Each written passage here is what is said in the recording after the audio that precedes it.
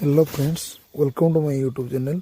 आज आम जाना पेनियर बाय एप्लिकेशन रे मनी ट्रांसफर किपरि कराए। तो चलतु एप्लिकेशन को ओपन करवा एवं एप्लिकेशन को ओपन करला परे हमको स्क्रॉल करला परे तल को टिके मनी ट्रांसफर ऑप्शन को शो करिवो। मनी ट्रांसफर ऑप्शन रे क्लिक करवा एवं मनी ट्रांसफर ऑप्शन रे क्लिक करला परे हमको तीनोटी ऑप्शन शो करिवो, सेंड मनी, कस्टमर अकाउंट एवं क्लेम रिफंड। तो सेंड मनी रे आपण मोबाइल नंबर देकी मनी ट्रांसफर करेंगे एवं कस्टमर अकाउंट रे आपणकर अकाउंट नंबर देखिए आप ट्रांसफर करेंगे। एवं सेंड मनी रे मोबाइल नंबर देखिए जिते कलापर जो प्रोसेस करेंगे कस्टमर अकाउंट रे अकाउंट से सेम प्रोसेस। तो चलतु मोबाइल नंबर देखिए आम करवा। मोबाइल नंबर देलापर आम जो मोबाइल नंबर जो अकाउंट लिंक थी शो कर। तो शो कलापर आमको तले दुईटी ऑप्शन शो कर IMPS NEFT। तो से दुईटी ऑप्शन माध्यम आम मनी को ट्रांसफर करवा।